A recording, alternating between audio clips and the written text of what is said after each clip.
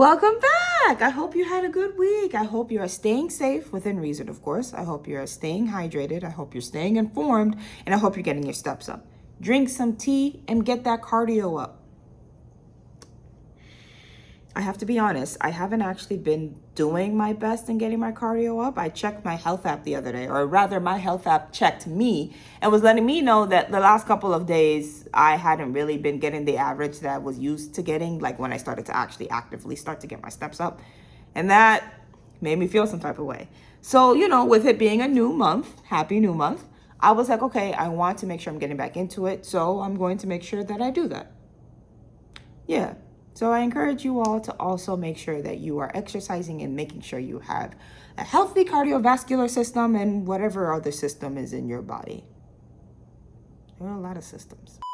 Anyway, it's been a minute, but I am back with yet another video of how when I was 8 years old, I went to Nigeria. So there are a few more memories that kind of came back to me that I had to write down because I was like, oh yeah, and I wrote it down. Because at this point in time, there are two big stories left basically for me to tell. And yeah, I didn't want it to end so quickly. So I was like, I wanted to hold off, and thankfully some memories came back. So I'll share a few thoughts here for you. All right, so this might be a quick little video, but yeah. So when I was 8 years old, I went to Nigeria. And something that most people kind of sort of know about me is, I at a young age used to be a rage baiter, but only when I was provoked. If I wasn't provoked, I was chilling. As soon as I was provoked, I turned into the biggest rage baiter.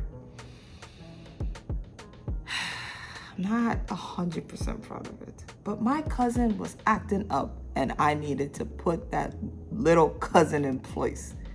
So there was one specific day where I was irritated with one of my cousins, my younger cousin, the cousin who's the same age as my younger sibling. And I honestly don't remember how the argument started. Something happened. We all woke up on the wrong side of the bed. Everybody was irritated. I don't know. Maybe we was hungry. I don't know. But literally, I remember we're standing on the balcony. I'm just irritated. So I decide to take what I assume was a piece of plastic or something like that. And I'm pretending that I'm playing with it. I actually throw it at my cousin's head. Don't worry, my cousin is fine. It wasn't like it was hard or anything. It was more just, I'm not proud of it.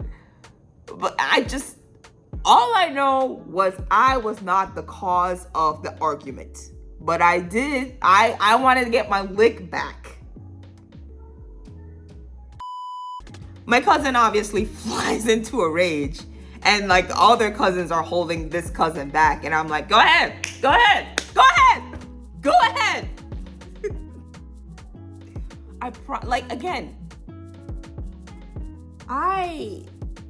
I will not act unless forced to.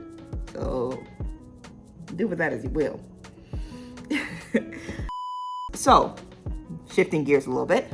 While we were in our grandmother's neighborhood, at this specific point in time when I was 8 years old, when I went to my grandmother's neighborhood, sometimes there would not be electricity. That does not mean this is my specific experience. Okay, sometimes there wouldn't be electricity that would be in the neighborhood. But one specific day, I remember electricity was coursing through the neighborhood. Everyone is excited. We all run back home to watch TV or whatever. But I'm just kind of nah, I don't really want to watch TV. I want to be outside. So I'm outside. Literally, I think I'm one of the only kids on the street by myself, just playing in the dirt or something. I don't know what I'm doing. My grandmother, she a real one for this. She saw how electricity had come back into the neighborhood and was like, something's not right. So being like the head of the neighborhood association, I guess, she goes and call all the other African mothers and everything on the street. She go and calls the woman who sells bread down the street. She calls everyone and it's like, keep an eye out. Something is not right. And lo and behold, this woman was right. Because later I would see a random man who did not live in our neighborhood come with like a cutlass and like started cutting the wires on people's houses. And I remember thinking like, what the heck is going on? Why is he doing that? So, yeah. I don't know the full nuanced details of everything. All I know is my grandmother and all them other women chased that man up out the neighborhood. Oh, yeah. My grandmother, she was like unofficial HOA is my comparison. But anyway, yeah. This is a unique experience, but I just remember at one point in time, it was like early in the day, and there was a person who was walking through our neighborhood who had like a sign that said that like essentially they were deaf. And I remember my grandmother had called me to her and was like, gave me like 10 naira or something. It's like, go and give this money to that man who was walking by with the sign. And I was like, yeah, sure. And I literally run after him and I give him the money. I don't know why this comes back to me, but it does. But I remember like afterwards, there was a huge conversation where they were like, oh, they don't like to like give money to people like that because you don't know if they're like witchcraft or blah, blah, blah, whatever. And I remember thinking, I don't think it's that deep, guys. But again, I'm a naive kid. I didn't really think much about it. I was just like, yeah, person needs help. We helped. That was pretty much it. But yeah. I don't really have a lot. Like, they were very vague, but I remember we would go to parties all the time. There was one party, it was like a friend's birthday party, and we were playing this game. And this is when I knew that I was a very awkward kid, or it's a very much indication that I was a very awkward kid, because like we're playing this game and like the MC is like, okay, pass the thing. I don't know what we're holding, but we're passing something around.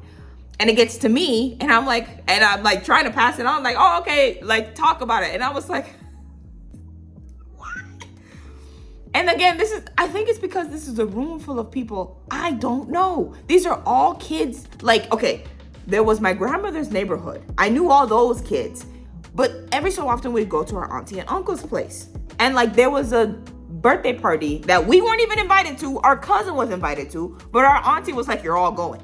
And I remember I was like, we don't have to do that. But so these are all kids I don't know. And now you're saying like, oh, let's go to know you. I don't know you people. So I make up some story. And that was pretty much it. And okay, lastly, there was one other thing. There was another party that I remember, like, I remember this distinctly. Like, we're literally, like, if I'm standing on the balcony like this, like, and we're like looking out into the street, there was like a huge setup of a party happening down the street, not too far away from us. Literally, probably like 30 paces, and you would have been at this party. It was huge. People there, everyone was there, like, and like they put up these huge tents. There was this huge screen where they were like playing something in the background. I'm pretty sure if it wasn't somebody's birthday, it was like a 50th or something like that. And our cousins, we were just watching from the balcony talking about should we just like crash this party or something? Like we'll just pull up and be like, yeah, yes, we know so-and-so, and just like grab some food. And our grandmother overheard us talking and was like, don't you dare let me catch y'all at that party. But we were very much like, I mean, who would know if we just like pulled up?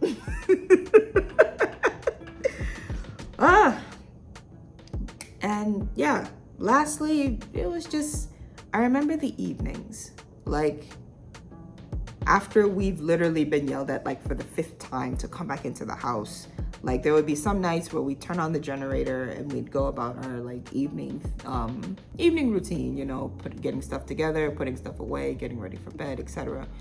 And we would just talk and share stories and do the most silliest of things. I remember one time we were playing this stupid game where we literally took a scarf that was like super pretty, I guess. I don't even know whose scarf this was. And we would like cover our face in it and shimmer in it. And then we take a flashlight and shine it on the person and to see how much like glitter was on them. And like, that was the game. That was it. Or we'd be laying on the mat on the floor in the balcony, on the ground in the balcony, and just stare up at the skies, talking stories, making stuff up, just having a grand old time. Or we'd be watching movies or dancing around in the living room or just being kids. Honest to goodness, like when I think back to the very many summers I've had in my life, going to Nigeria is probably one of the most amazing experiences I've ever had. That was a great summer. I got along with like my cousins, like running through the streets of my grandmother's neighborhood. We ran them streets. I'm grateful to have these memories. I really, truly am. But yeah, the next one's gonna be a little bit heavier, and the final one is basically how I almost died. So, I hope you stay tuned. Thank you so much for coming back to watch my videos. I hope you stay safe, within reason, of course. I hope you stay informed. I hope you're staying hydrated, drink some tea.